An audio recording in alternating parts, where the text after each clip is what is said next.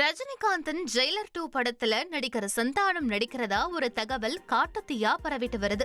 தமிழ் சினிமாவில இருக்கிற முன்னணி நடிகர்கள் அனைவருடனும் காமெடி ரோலில் நடித்து அசத்தியவர் சந்தானம். இந்நிலையில பல வருஷங்களுக்கு பிறகு சிம்பு கூப்பிட்டதால பார்க்கிங் இயக்குனர் இயக்குற புது படத்துல சந்தானம் நடிக்க உள்ளாரு.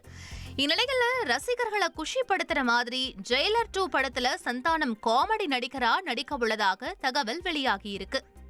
மழை நின்னதனால வேட்டுவம் படப்பிடிப்பு மீண்டும் தொடங்கப்பட்டு இருக்கிறதாவும் அதுக்கான உடற்பயிற்சியில ஈடுபட்டு வரதாவும் நடிகர் ஆர்யா தெரிவிச்சிருக்காரு.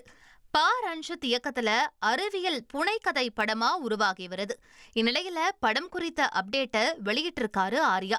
அதுல மழையால நிறுத்தப்பட்ட வேட்டுவம் படப்பிடிப்பு மீண்டும் தொடங்கி இருக்கிறதாவும் கிளைமேக்ஸ் காட்சிகள் எடுக்கப்படுறதாவும் அதுக்கான பயிற்சியில ஈடுபடுறதா புகைப்படம் ஒண்ணு வெளியிட்டிருக்காரு. பூங்கான்ற படத்தோட ஃபர்ஸ்ட் லுக் போஸ்டரை நடிகர் மன்சூர் அலிகான் வெளியிட்ட விதம் ரொம்பவும் கவனம் பெற்றிருக்கு.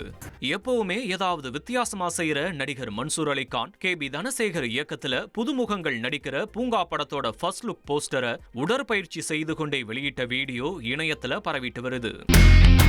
இனி செல்லும் இடமெல்லாம் செய்தி.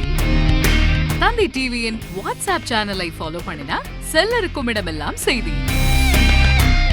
இதோ QR கோட் இப்பவே ஸ்கேன் பண்ணுங்க, ஃபாலோ பண்ணுங்க.